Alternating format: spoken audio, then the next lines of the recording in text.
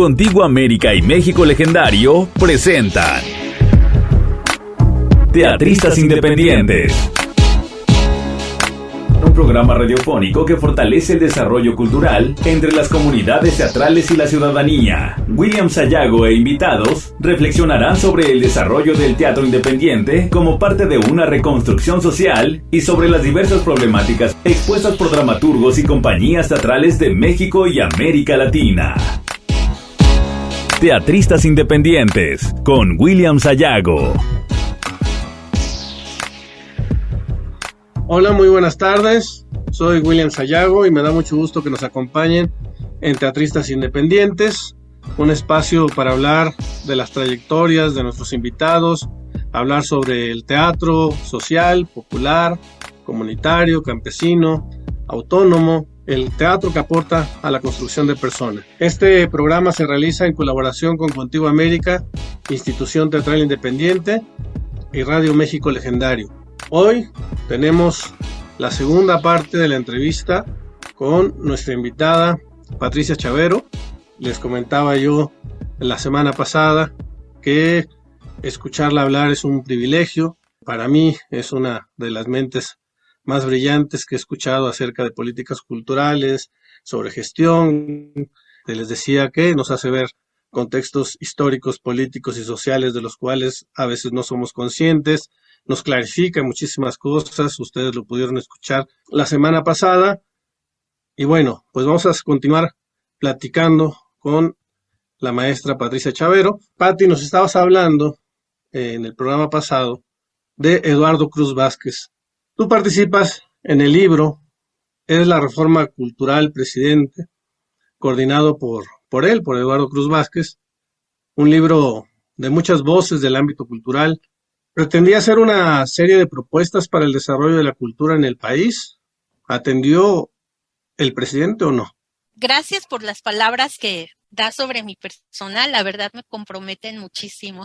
Este libro es la Reforma Cultural Presidente, propuestas para el sexenio 2018-2024. Es una iniciativa de este grupo de reflexión de economía y cultura y la toma en colaboración. Francisco Moreno es el editor con Editarte Publicaciones. Recuerdo a Cruz Vázquez y a Francisco Moreno haciendo esta selección de participaciones, suma 39 participaciones. Y es con miras a qué es lo que se debe de hacer, cuál es la receta de qué se necesita, ¿no?, para este desarrollo cultural en México. Y de verdad logran un mapeo muy interesante. Tiene que ver con la cultura popular.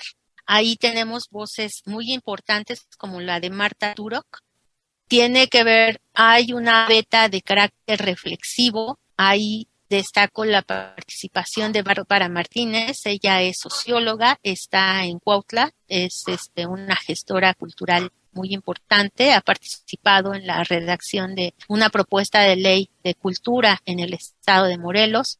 Está MacGregor hablando de José Antonio MacGregor hablando de gestión cultural, de la formación del campo emergente de la gestión cultural. Y así, ¿no? Tomás Egea nos habla de financiamiento público al sector. Héctor Garay nos habla de la danza, de la difícil situación estructural para que se desarrolle la danza en México. Y yo hablo de la política cultural capitalina, ahora me voy para allá, pero sí se planteó como una agenda en cultura.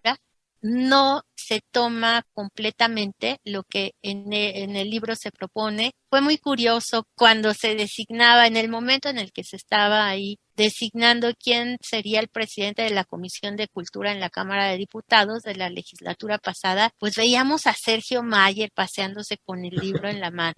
¿Qué quiere decir esto? Pues que ahí están enunciados los problemas y que era lo que se tenía que atender. Sergio Mayer tuvo, como hemos visto, la agenda pública pues está dominada por la situación de justicia, y claro, son problemas ahí que atañen a todos, ¿verdad? De tal manera que el rubro de la cultura pues ha perdido, no tiene antes ni ahora, no ha tenido un espacio para la discusión pública, en la agenda pública. También escribes el libro Los asuntos de cultura en tiempos de cambio, que habla sobre las políticas de producción de las artes escénicas en la Ciudad de México entre los años de 1997 y 2012, justo un periodo en el que eran responsables de la administración de la Ciudad de México, algunos de los que hoy lo están siendo a nivel federal.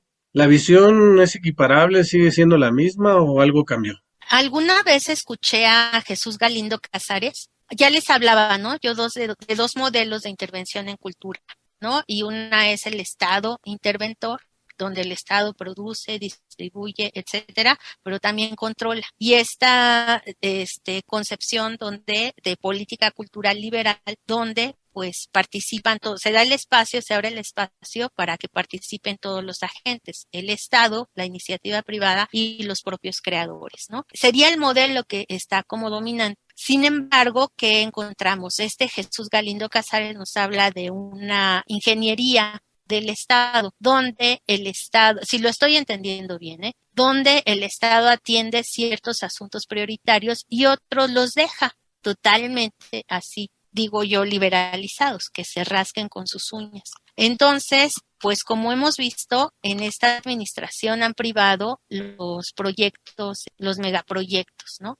Que están muy orientados a crear trabajo en el sureste y a crear una cierta infraestructura que es de carácter magno. Imagínate, Dos Bocas, el transísmico, estos megaproyectos, llamados megaproyectos. Entonces, bueno, pues la cultura estamos como en una intervención mínima del Estado. Según la perspectiva, algunos dicen, bueno, se reconfigurará necesariamente. Encontramos alguna intervención del Estado, pero de manera reactiva. Es lo que tenemos. Yo no encuentro como las líneas generales de la política cultural actual. Sin embargo, pues que sí encontramos que se ha abierto el esquema para la participación de las culturas populares. Encontramos eso y sin embargo no encuentro el espacio para la participación de este teatro que hablamos de carácter independiente, ¿no? Que está muy anclado en lo local, que está muy ligado a territorio, pero también, ¿qué es lo que encontramos? Que interpretar, analizar el presente, nunca vamos a tener todos los elementos. Necesariamente tendremos que esperar para con la distancia, una sana distancia, poder analizar este momento. Y me decías, los asuntos de cultura en tiempos de cambio, se llama así el libro por un dicho que dice Andrés Manuel López Obrador, el actual presidente, siendo jefe de gobierno en la Ciudad de México en el periodo 2000-2006, en un diálogo que tiene con Alejandro Aura, le dice, en cuanto resuelva la cuestión social, atenderemos los asuntos de cultura. Pati, ¿por qué era importante realizar el libro Arte y Cultura en las Sociedades Latinoamericanas Contemporáneas? Ya nos comentabas tú que surgió a partir del foro de discusión realizado en el 2009 en Contigo América. La verdad, hicieron un trabajo y la gente no lo aprecia. Creo que sí hay que empezar a hablar de los procesos, ¿no? Esta selección, integración de las mesas, los invitados que lograron tener, pues nos da así como fija un momento del acontecer del desarrollo cultural en el continente.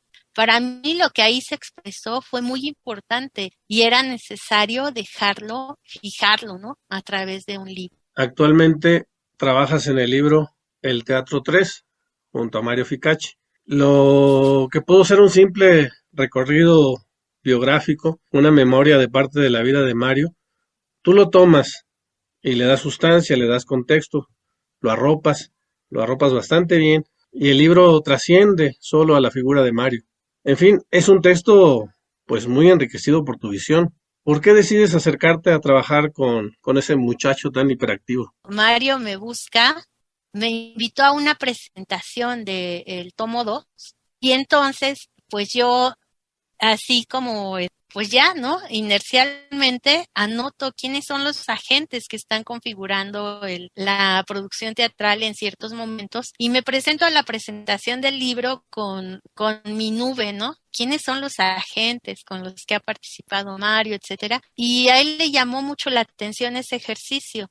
estaba sentado conmigo el crítico Gonzalo Valdés Medellín y le llamó mucho la atención mis apuntes. Es una nube, ¿eh? Es una nube así que hago de quienes integran en el campo de la producción teatral. Y a partir de ese ejercicio, él me invita a hacer la presentación de su libro Tomo 3. Y pues yo veo que son 50 años y me pregunto, para dar eje a la presentación, digo, ¿qué representa una trayectoria de 50 años en el teatro mexicano? Y pues es lo que guía la exposición, lo que ahí te comento. Fue muy rico también para mí hacer este recorrido porque pues es desde 1972, hoy está celebrando 50 años, que él se acerca al teatro y se acerca al teatro en el ámbito universitario y le toca este exilio del galpón en México, y no solamente del galpón, sino de este señor de rajatabla, Carlos Jiménez, creo que se llama, el otro con el que funda el grupo Ergónico, y yo veo ahí un viraje, veo un giro, y él se ascribe muy fácil a él, tan se ascribe que continúa, que primero es invitado al galpón y después junto con Blas Braidot y Raquel Seoane fundan el grupo Contigo América. Y es interesante porque ahí no son inquietudes que estén así en la mente de los mexicanos. Yo me pregunto con mucha frecuencia qué agrupaciones teatrales cuentan con los medios materiales para desarrollar su actividad, y como vemos son contados. Y eso es esa base material, la construcción de esa base, lo encontramos en el grupo de Contigo América, que primero pues se fundan muy rápidamente, dan los pasos para constituirse en buscar una figura legal para constituirse como agrupación, y lo que encuentran es la de asociación civil, que siguen acogiendo muchas de las agrupaciones, ¿no? Que logran ahí, que tienen la preocupación por acceder a financiamientos públicos, pero Contigo América lo hizo en los 80s. Esta preocupación se da en los 90s y algunos la siguen omitiendo esos pasos, ¿no? Para su institucionalización. Institucionalización lo que quiere decir es que vas creando la estructura, ¿no? Hago la anotación porque en nuestra historia de partido único le damos una connotación errónea, adversa, ¿no? No nos gusta la palabra, nos disgusta. Entonces, Contigo América sí va así en esta intencionalidad, ¿no? Te comento, muy pronto se constituyen en asociación civil, incluso el objeto de la asociación, ustedes a lo largo de toda la trayectoria de la agrupación lo han tenido que ir adecuando, ¿no? Los tiempos también lo han ido cambiando, y luego a los 10 años se meten en esta mega empresa de adquirir el predio en el que actualmente está el foro. Pocas agrupaciones tienen una trayectoria como la que tiene Contigo América. ¿Y de qué sirve en el panorama cultural?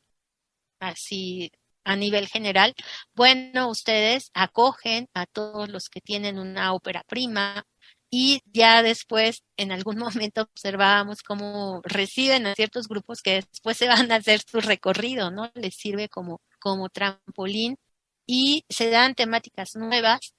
Yo les comento, como hace un momento les decía, pues no es que se fijen de una vez y para siempre en el imaginario de la gente, pero va a haber un momento en que se revalore qué es las preocupaciones que se estaban atendiendo en el teatro en ciertos momentos. Pues eso fue lo que ya fue guiando mi exposición con Mario Ficacci, y me encontré al final de ya cercano al fin de su trayectoria, después de su ruptura con Contigo América, que se da en el 91, por una diferencia personal con Blas, él la menciona en el transcurso del libro, pues se encuentra como todos en lo que hoy llama precariedad, ¿no? En este lugar donde ni para dónde voltear. Ya había trabajado con la Compañía Nacional de Teatro como actor invitado, desarrolla algunos proyectos propios, pero se encuentra en la incertidumbre como característica de la profesión, y le llega la posibilidad de ser director del área de extensión cultural del Colegio de Bachilleres, que es con lo que cierra su trayectoria. Vamos a ir a una breve pausa y enseguida regresamos.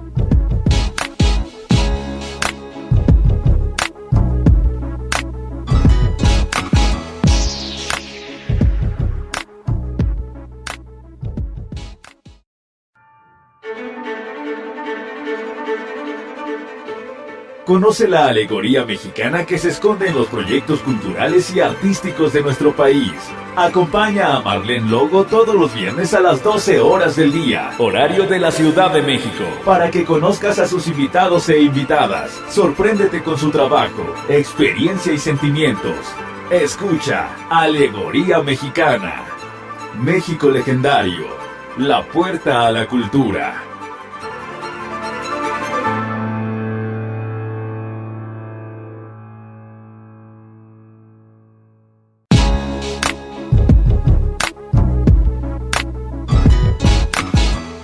Ya estamos de regreso, les recordamos que estamos platicando con Patricia Chavero, hablando de esta precariedad. A tu parecer, ¿cómo deberían de funcionar las políticas culturales para asegurar los recursos, para que los recursos lleguen a las personas dedicadas al arte y a la cultura, que trabajan, que aportan al tejido social desde este ámbito, para que puedan centrarse en el trabajo, con la tranquilidad económica y no con la angustia de andar persiguiendo la chuleta, como decimos en el medio? ¿Piensas que hay una manera correcta de hacer estas políticas culturales? Fíjate que en este modelo de trabajar por proyectos, en cualquier otro emprendimiento, los proyectos se han podido desarrollar. Es terrible lo que voy a decir, a base de la explotación de los artistas. Si no hay un equilibrio entre ingresos, el pago a los artistas, cada vez que hablas con productores y dices que tienen que dar esa seguridad social, pues ahí pierden ese punto de equilibrio entre entradas, ganancias y recuperación, y hay que arrastrar más el lápiz en esa economía. Dicen algunos de los productores que se lanzan a tener una producción, les pesa mucho este 8.5% que se paga a la tesorería local. Dicen que podría ser el margen de la ganancia. Algo no está bien en esta proyección de negocio, ¿no? Eso por una parte. De veras lo ven imposible poder pagar equitativa justamente la participación de los artistas, de los ejecutantes, estoy hablando de los que están en escena. En todas estas mesas de trabajo que se han desarrollado a causa de las consecuencias de la pandemia en el sector artístico, hay algunos que proponen esta figura de trabajar en cooperativa. Entonces, bueno, pues está quizá utópicamente la distribución de los ingresos sería como más equitativa, podría darse de manera más equitativa. Otra forma de que yo también observo es lo de el financiamiento público, lo he anotado desde hace mucho, está dirigido a individuos. Creo que una forma de sanear todo este ciclo de producción, distribución y consumo sería apoyar a la producción. Desde mi perspectiva, el programa México en Escena es lo que da como un circuito más sano, ¿no? De producción y de pagarle a los artistas que participan y de recuperar, etcétera. Nos falta observar un poco más cómo funcionan los EFIARPES. Si bien está aportación a través de los impuestos a la producción, no se observa tanto cuál es el beneficio social. O sea, sí está la producción, eso está muy bien, pero ¿cuál sería lo que hoy llaman la retribución social? Alguna vez vi el Eficine, que es donde salió. Nosotros los nobles tienen un apoyo del Eficine y yo me preguntaba, ¿sí debe de ser para eso los recursos fiscales? Y me contesté muy rápido, pues sí, ¿no? Hay que incentivar la producción, pero ahora hay que ver cómo llega también a quienes materializan la producción escénica, son los que ponen el cuerpo, los ejecutantes, los artistas, ¿no? Son los más vulnerables. Pero la forma de distribución del recurso, ¿crees que nuestro sistema de competencia, que nuestro sistema de becas es adecuado? Te comentaba, ¿no? Cómo solamente observó así como un circuito más sano el México en Escena. Si tú observas lo demás, pues es el pago de producción de obra casi por encargo, ¿no? Creadores escénicos, En ejecutantes, bueno, pues desarrollan un proyecto, pero sí, yo creo que se fortalecería así desde una visión, no de mercado, no estoy hablando de mercado, sino de producción, distribución y consumo, la producción. Tendríamos que ver de un proyecto de México en Escena, a cuántos se les paga, cuántos intervienen en la parte administrativa, cuántos en la parte creativa, cuántos en escena, cuántos son pagos únicos, cuántos son pago por temporada, de ese pago costo por temporada, cuánto debe de ingresar en taquilla, cuánto dejamos para impuestos. Sí, de veras debemos de empezar a hacer más estos ejercicios de rentabilidad económica y no lanzarnos a pensar que es a través de la taquilla. Participo poco en proyectos de gestión y cuando yo observo no hay recuperación económica en taquilla, yo me quito, porque no le estamos pidiendo al ejecutante que dé gratis su trabajo y eso no es ético. Pati, ¿qué proyecto de investigación tienes a futuro? Ahora estoy en un proyecto que había estado como durmiendo el sueño de los justos, agrupaciones teatrales en México, la brecha entre la informalidad y la autonomía artística, donde pues pretendo analizar esta cuestión estructural, ¿no? ¿Cuántas de las agrupaciones logran consolidarse, siguen una normativa, cómo esa normativa les favorece, o esta tesis, ¿no?, de que se comprueba muy fácilmente, pues mucho del teatro que se hace está desde la informalidad. Lo que me llama la atención es esta conveniencia de decir, en la cartelera de la Ciudad de México encuentras 200 puestas en escena diario a la semana, y cuando hablas del teatro dicen, pero ¿cuánto de ese teatro es profesional? ¿Cuánto de ese teatro lo acogen las instituciones? Ahí se me hace convenenciero. Si hay quienes piensan que hacen un teatro profesional y que los otros son hermanos menores que están jugando a hacer teatro, también eso nos tenemos que replantear. Pues en eso estoy, pues me encanta. Siempre hago esta pregunta, pero hoy me resulta interesante darle un giro. Más que cómo te visualizas en un futuro, te preguntaría dónde te visualizas. ¿Dónde me visualizo? ¿Te visualizas en la función pública, por ejemplo? Sí, me gustaría. Veo, por ejemplo, que puedo mapear muy fácil un sistema de relaciones. Yo creo que eso sí me podría servir para estar en un puesto de función pública. Mis propias investigaciones han sido publicadas pues por fuera del CITRU, porque en el CITRU es una fila interminable para poder llegar a publicar, ¿no? Y pues hemos tenido con ustedes mismos esta experiencia de a través de fondos públicos publicar, editar. Eso, y sobre todo lo pienso en el sentido de que a veces veo que los procesos en las instituciones se desconocen y no se siguen. Pues estamos llegando al final de esta entrevista, no sin antes pedirte que si tienes algún comentario de algo que nos haya quedado pendiente, algún comentario de cierre, pues que nos lo ofrezcas. Yo sigo con atención los programas, me parece muy importante. Creo que nos conocemos poco, que intercambiamos poco, y en la medida que tomemos en cuenta a los otros, podremos realmente empezar a crear esto que tú llamas, nos dieron patria, ¿no? Nos dieron patria teatral.